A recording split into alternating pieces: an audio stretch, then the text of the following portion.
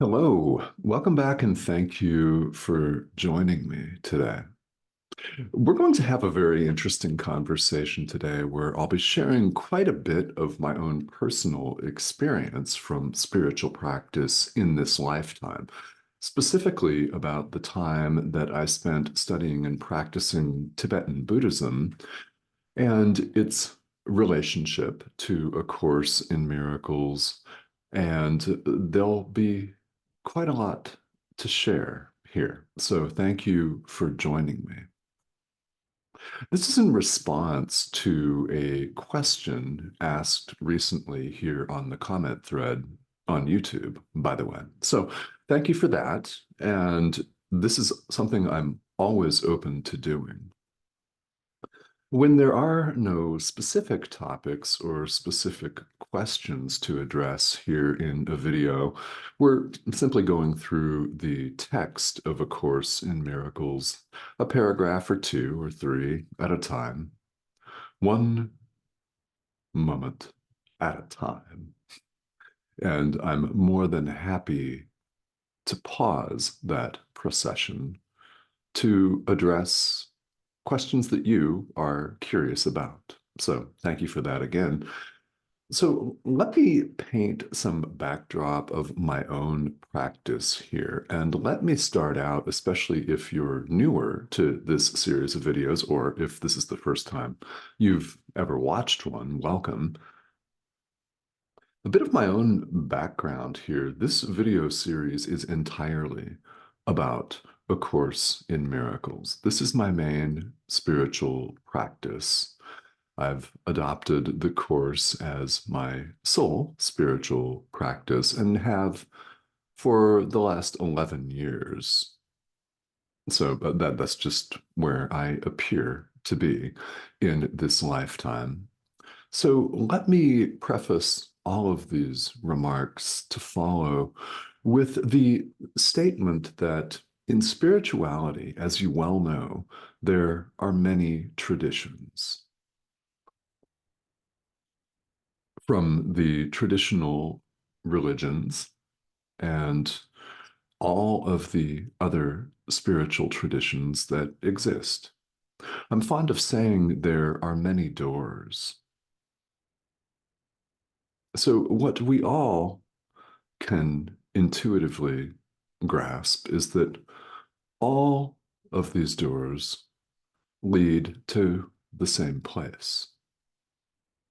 They all lead to God in the end.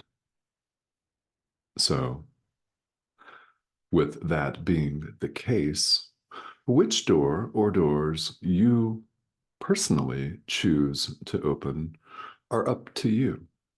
Not one is superior to or better than any other door. We can say that unequivocally because there is no separation of any kind.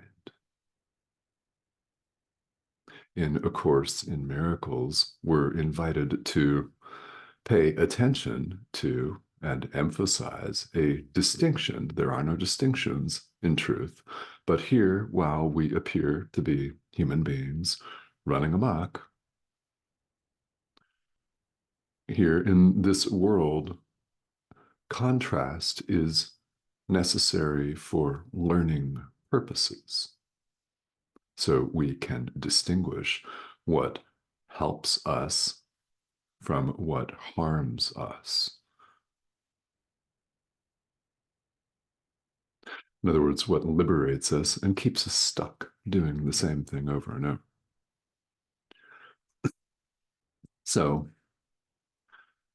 in this learning situation that we find ourselves in here, the contrast between form and content is one that we should emphasize and pay attention to. Take the myriad spiritual traditions extant in the world as an example. Of all of these doors, they all appear really different. This course appears very different from almost all other traditions. That is a difference in outward form. All of the rituals, the prayers, the liturgies, the buildings or lack of buildings that these traditions employ, those are all differences in outward form. The content is exactly the same. All roads lead to God in the end. If you're a student of A Course in Miracles, you'll have read or seen in print or heard, God is. What's implicit in that statement? Only God is. All else is illusion. So, quite naturally, all doors open onto Him. Which you choose is, in fact, your choice. And it is entirely possible that one can open more than one door, for sure. My suggestion is to pay attention to the guidance of your inner teacher. Which doors, if any, are you called to open? And well, you're going to open at least one of them because you're interested in this. You're on the spiritual path. And of course, there are people in this lifetime that don't appear to be interested in this at all. You probably know a lot of them. We all do. So, no problem.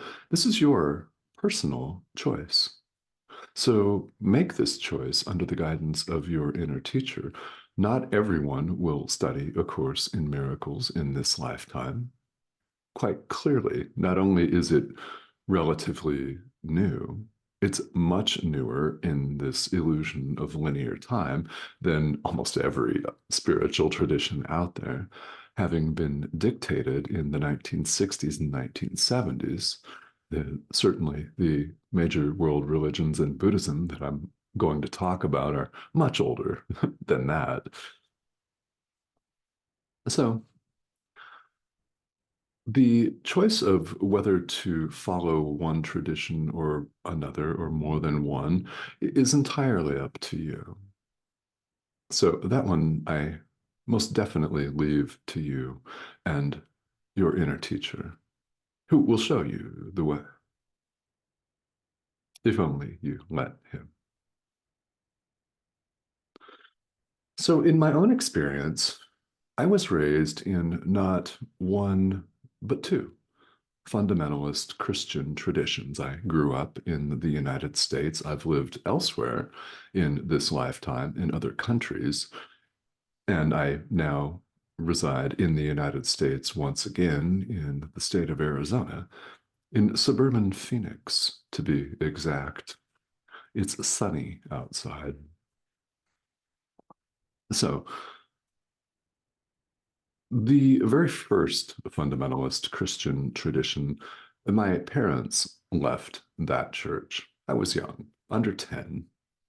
The second I left, when I got my driver's license, which in the US state of New Mexico in the 1980s could happen at age 15. When I got my driver's license, I stopped attending church and Sunday school. It no longer spoke to me. And if you're curious as to what no longer spoke to me, judgment did not speak to me. Separation did not speak to me. I never did believe, and I know this may inform the experience of many of you. So it's why I share it here, because we're not alone. You're definitely not alone. There is no separation of any kind, remember?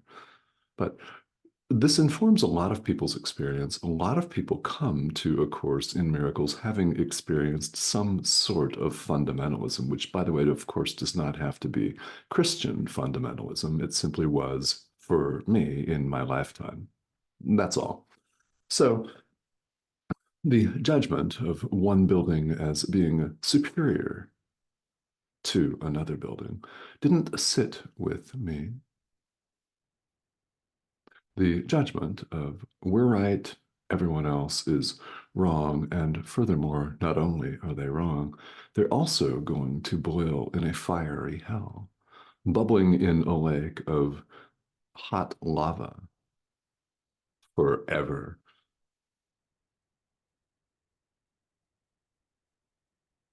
Well, let's simply say I was unable to swallow that. Reject. Can you relate? Now, this is my own experience, and each of us knows, I know I have family members that are fundamentalists. So you may have them.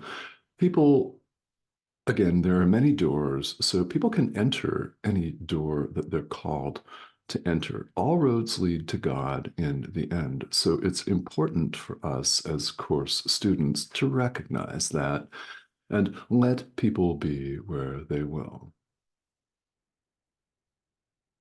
So my mother, who used to send my younger sister and me to church and Sunday school, did not know for some time, though I imagined she suspected, that we weren't going to church once I got my driver's license. We set off to do other things, to go get donuts, to go for a hike, to go for a drive. And I had studied enough of the Bible to be able to accurately talk about anything that we supposedly studied in Sunday school. And eventually, of course, she dropped it. I was long gone. So I spent quite a few years just not practicing any single spiritual tradition. And eventually, I moved to the US state of Oregon, where in the late 1990s, I became very, very interested in Buddhism. I didn't really know why, but let me state that spirituality, as long as I've appeared to be here, again, this pixelated image on your screen, takes the shape of a middle-aged man from Arizona with this assemblage of electronic dots that's a pixelated image on your screen. So while I've appeared to be here, spirituality has been the focus of this lifetime for me. It may or may not have been for you, and that's fine. Whatever it is what it is, right? That has been the utmost thing for me, and pretty much all I've ever really, truly, deeply cared about and been interested in. I've been interested in many other things, of course, but none can approach this. Not one. So I've had a meditation practice of my own since the mid 1980s. And I just kind of went off and did my own thing and was led to Tibetan Buddhism in the 1990s. So the way that I practiced that is I was drawn to a specific center in Portland, Oregon by the name of Kagyu Changchub Chuling.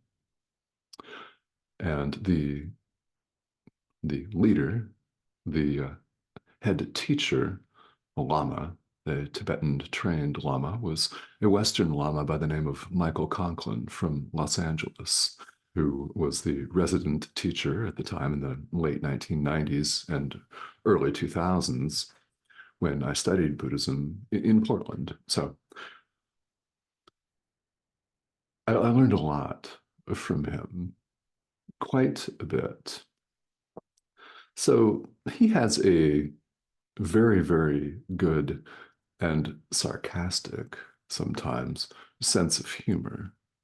And a sense of humor is something that we all need on the path. Laughter is beautiful medicine. It's some of the Holy Spirit's best medicine because we all take ourselves far too seriously when we identify as an ego. We think that we've got to do all of this stuff and say the right thing. We heap pressures upon ourselves to the point where we're burned out, exhausted, depressed, stressed, frustrated, and possibly enraged. I don't know. It's a lot that we heap upon ourselves. So, a sense of humor, mirth, and laughter are always most welcome, aren't they? So, a couple of interesting points. Buddhism, as you may know, does not posit God at all, doesn't talk about God in any way, shape, or form. Not one. And that is what it is. Buddhism is about freeing ourselves from suffering, which, of course, so is A Course in Miracles, quite naturally. So, Buddhism doesn't mention God in any way.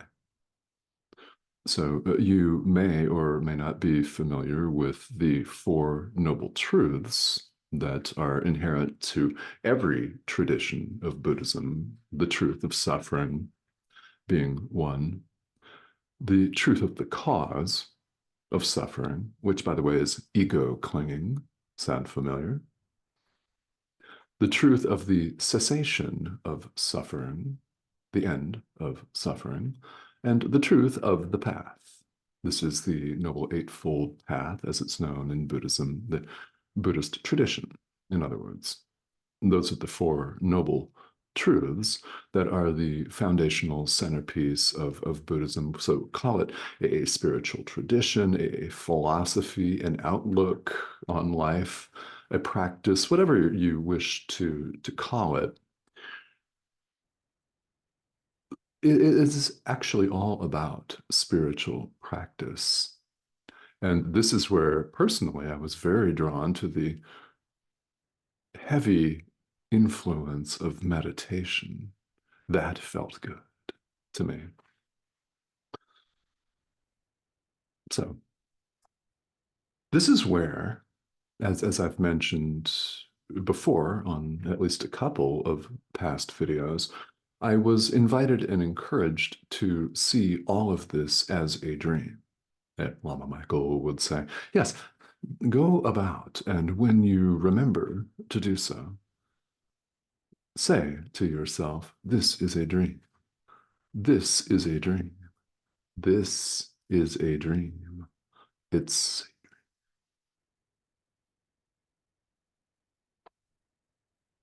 that resonated on a level that's very difficult to put into words.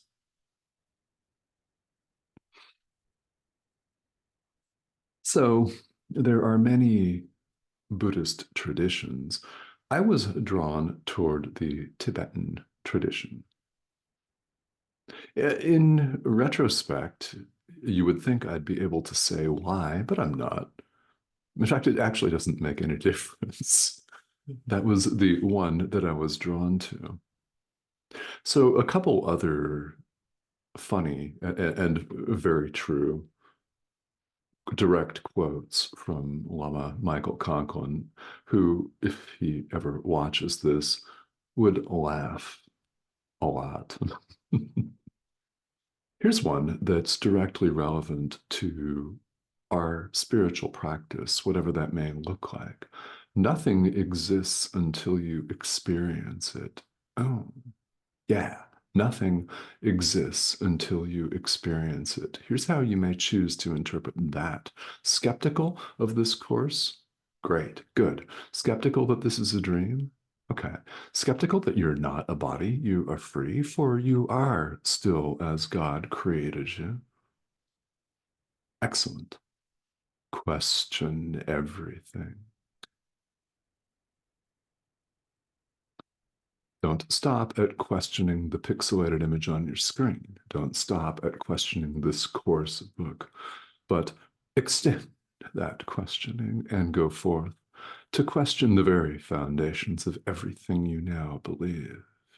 And I invite you not to stop until you have questioned the very foundations of everything you now believe. In fact, Jesus invites us to do just that in the workbook for students. Skepticism, great. Questioning, yes, please, but don't stop with just questioning the truth and veracity of this course, because nothing exists until we experience it. When you experience the truth of what this course says, it is, well, let's just put it this way, a game changer, a shift. You want to use that word? From popular spirituality, a shift? It is that. Yeah, it's a game changer. So some of you have experienced these moments.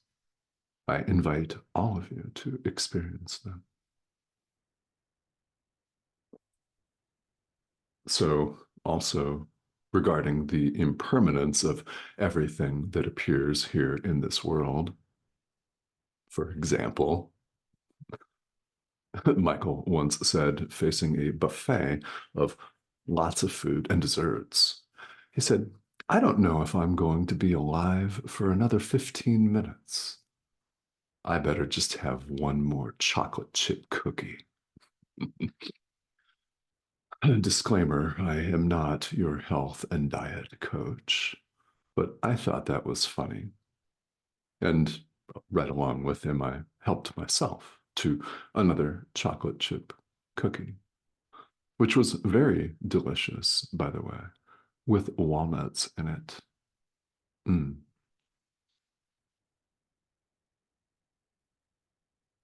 Well, so returning to Buddhism's influence on my own walk, my own practice, it was huge. And in retrospect, what I can see very, very clearly is that was a review for me personally. It was a review and preparation for the course to find me, which it did in 2013. And I, at the time, was 41 years old. So, I mean, that just is what it is. Many of us find this in the middle of our lives. If you are 20 or 25 and you're a full-on course student, excellent. I certainly was not ready at the time. So that's the way it presented itself. And Buddhism was an excellent backdrop and a review. So when I discovered the course and began to practice it, rather, it found me, really. I think that's the way a lot of people would see that. The notion that this is a dream was perfectly natural and normal. And it was also perfectly natural to jump into the workbook for students and do the daily practice periods. They are meditations. For me, that was not an issue. Now, for you, that may be something to work with. I don't know. Right? We all appear to come from a different place on all of this. So, it's a self-study curriculum that really impacted me. The fact that, well, there's no hierarchy, there's no church telling us what to do and what not to do. You'll notice that A Course in Miracles does not contain a 10 commandments that are thou shalt not.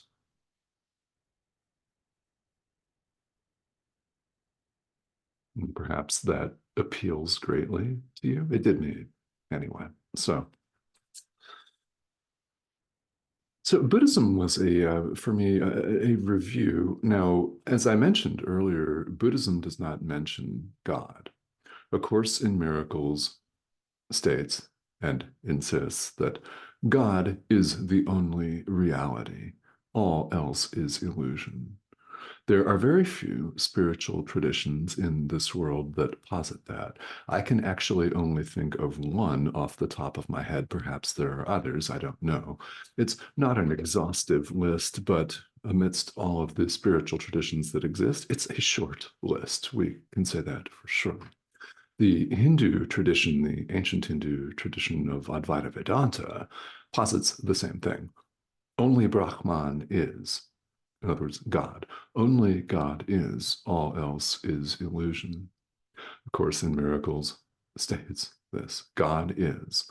God is the only reality.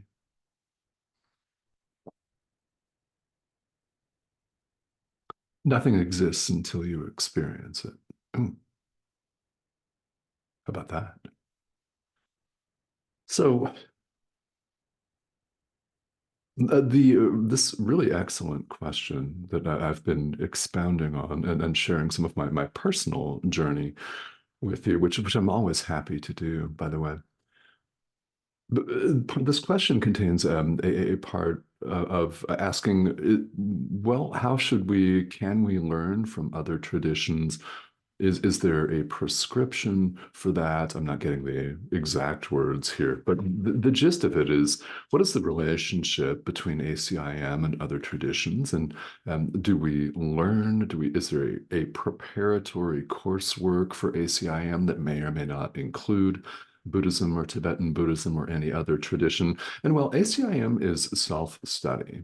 So, to the extent that you find yourself interested in other spiritual traditions, that's absolutely not a problem. None whatsoever. This course can be used as a self-study curriculum in any number of different ways, and you choose that way. So, there is not a prescription for that. Again, is a self-study curriculum, which is part of the genius of A Course in Miracles. It's not required that you adopt the course, the whole course, and nothing but the course. So help you God. To the exclusion of all other traditions. No, there is no separation of any kind. So you are free, should you so choose, or should you feel so called, to make A Course in Miracles your primary, or indeed your only spiritual practice, the central focus. This is what I've been called to do. There are people that watch these videos or attempt to go through the course or the workbook or something like that and decide that it's not for them. Now, that's fine too. Remember, there are many doors. So, having even spent 1 minute on this guarantees that you're on the spiritual path. I mean, which you are anyway, if you're even interested in this in the first place. So, you could choose to do something else. And there are plenty of people, I know several people, that use this course and the words that Jesus speaks to us here to supplement their own walk in another tradition. There are many people that study A Course in Miracles and practice something else. And I have heard from many people and spoken with a number of people that say that this course has helped them better understand their own faith, their own tradition, whether it's Christianity or something else. Because this course is, in fact, universal in theme and application. In other words, it makes no difference who you are, where you come from, or what your religious or spiritual background is, if anything. Anyone can study this material, which is a beautiful thing. It's all inclusive. So, my invitation to you is if you're considering multiple different spiritual traditions, follow your own direction, follow the direction of your inner teacher. I simply invite you to do as you feel you're called to do. So, again, it's a very short list of spiritual traditions that state that God is the only reality.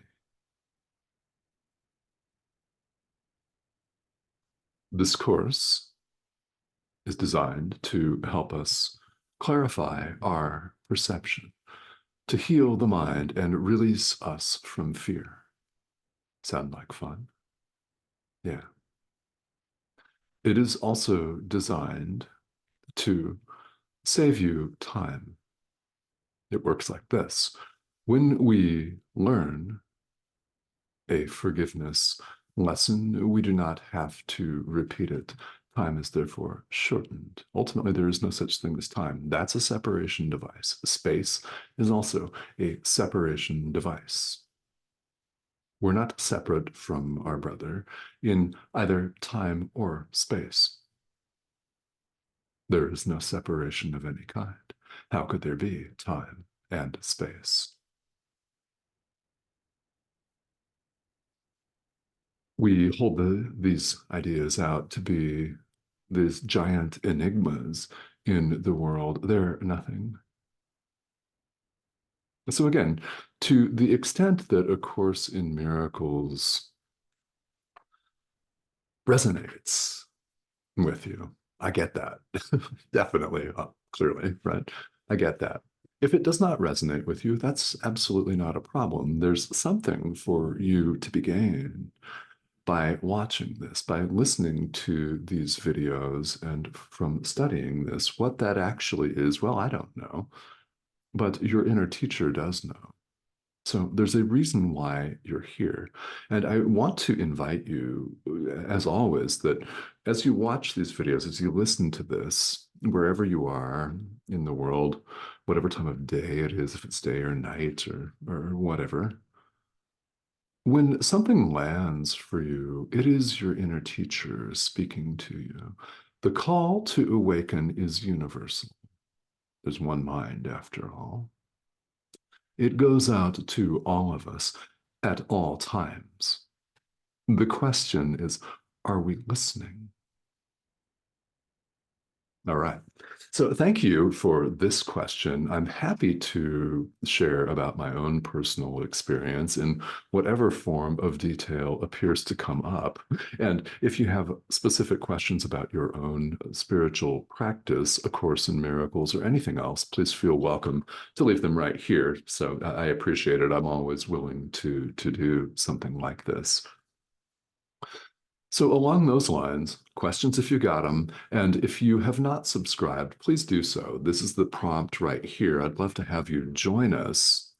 Again, we're going through the text of A Course in Miracles, and several videos appear each week, peppered with answers to specific questions where I'm more than happy to talk in detail about my own experience. So again, the subscription prompt here, click or hover over that. If you've already subscribed, thank you for joining us.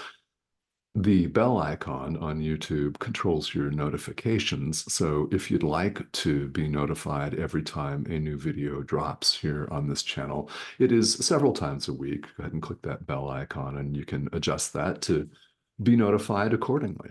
All right, guys, thank you as always for tuning in, and especially thank you for your dedication and commitment to your spiritual practice, which is the highest and best offering you could ever give anyone, anywhere, anytime.